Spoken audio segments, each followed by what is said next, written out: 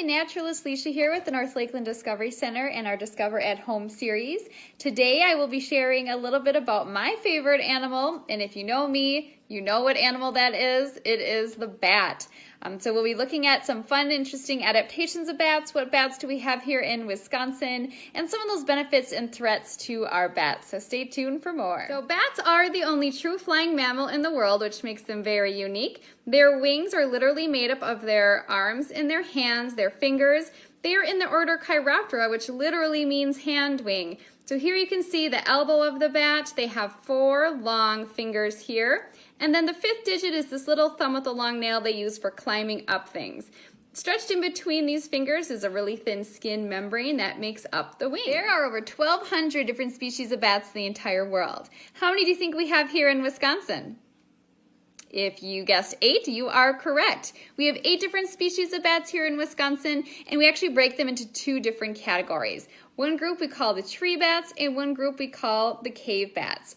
Our tree bats are 4 species that actually will migrate in the wintertime, fly south, and then come back in the summer. When they're here, they will live by themselves in trees. Those species include the silver-haired bat, this guy here, the evening bat, the red bat, and the hoary bat. So those 4 species migrate and they live by themselves in the summertime in trees.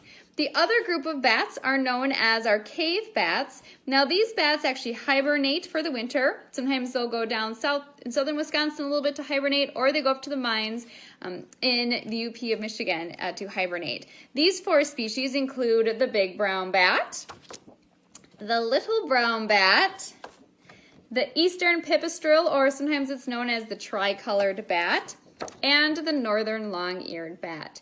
And so all the bats in the world, they can eat many, many different things, but all the bats in Wisconsin eat what? What do you think? If you guessed insects, you would be correct. So all the bats in Wisconsin are insect-eating bats. Those are known as insectivore bats. Now these bats are extremely important, not only to take care of pests that drive us crazy in the summertime like our friends the mosquitoes. Did you know that the little brown bat can eat 1,200 mosquitoes an hour? So these are critters we definitely want to have around to help with those pests. But not more than just, the pests that irritate us.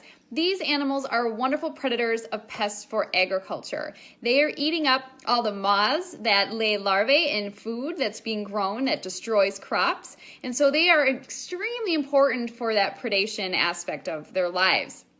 There was a study done, and they actually saved Wisconsin farmers $658 million a year in pesticide costs, and over $6 billion a year for the Midwest in pesticide costs. So as you can see, these animals are extremely important to the natural world, and they provide a wonderful benefit of that pest control. We're going to take a quick look outside of the state of Wisconsin at some of our other bats that we have in the world and some of their benefits. So some bats eat insects, not all bats eat insects. Some bats are fruit-eating bats like this guy here. They tend to have larger eyes. They're a little more active during the day. As you know, most bats are nocturnal, which means they're active at night.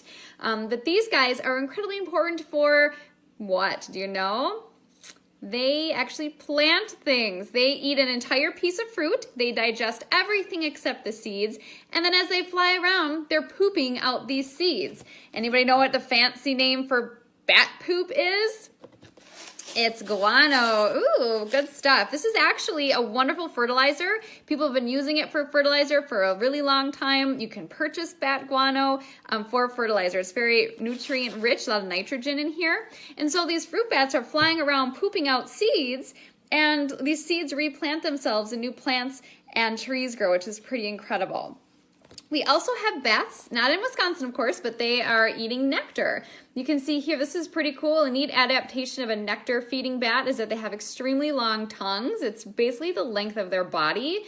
But these long tongues go into flowers and eat the nectar. And what do you suppose their benefit is when a critter is putting its face in flower after flower?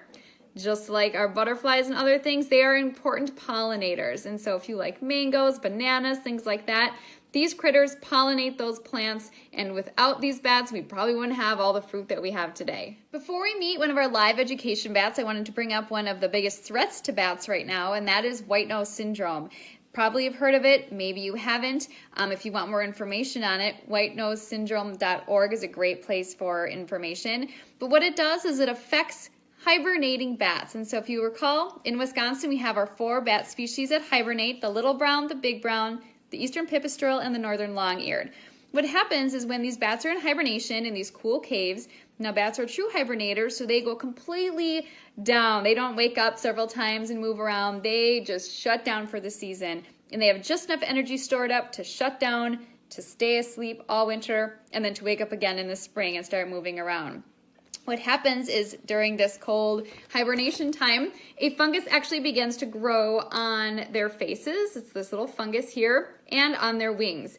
What it does is it actually wakes them up, it irritates them, they wake up, they start flying around, using up all the energy they had stored for the winter. They try to maybe go back into hibernation because there's no food to eat because they're insectivores, right? And so they end up starving to death and literally dropping dead before the season is over. So we've lost so many bats in the state of Wisconsin. Over 7 million bats in the entire country have died from this. And remember, these are some really important pest control critters and things like that. So this is a huge loss to us. Just to kind of show you the impact here in the Northwoods, we have a couple maps here that were done, upside down, that have been done by our acoustic monitoring volunteers. This is the Guile flowage just north of here in Iron County.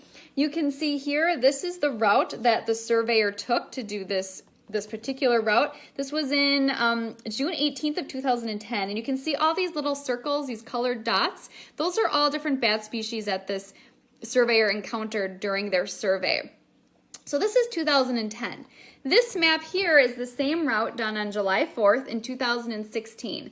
Look at how few bats there are. Compare those two. Look how few bats on that same route. Now, white nose syndrome was found in Wisconsin in 2014. So 2010, so many bats. 2014 came, white nose syndrome showed up. 2 years after that, 2016, look at the change in these numbers. It's devastating. If you had a chance to watch my previous video on feeding our live education bats, you may have been able to meet this little guy. This again is Edgar. He is one of our big brown bats, one of our education bats, and he has a broken wing. That is why he is in captivity here with us. He came from the Milwaukee Humane Society. They've got a wonderful bat rehab and program down there. And so this big brown bat is one of the biggest bat species in Wisconsin. To kind of compare the size, on the top there is a big brown bat. Down here is a little brown bat, one of our smaller species. Their wingspan can be anywhere between 12 to 15 inches in length, which is a pretty good size. He doesn't look like he would be that big, but he's about 6 years old. These bats can live to be over 30, which is really incredible.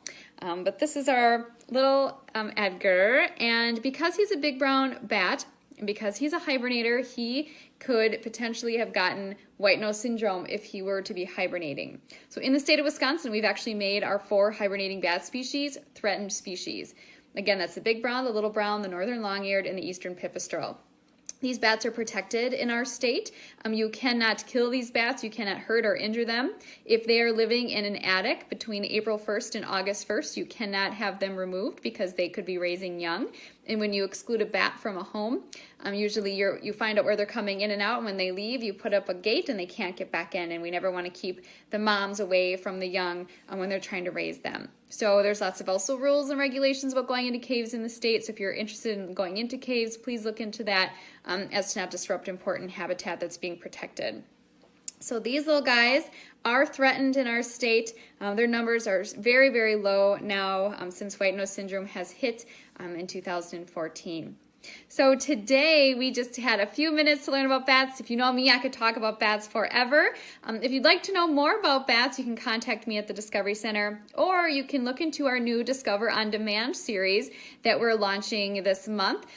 Every Friday, when we're in closure here, we're releasing a link to one of our 1 hour long, 45-minute long programs that we normally do.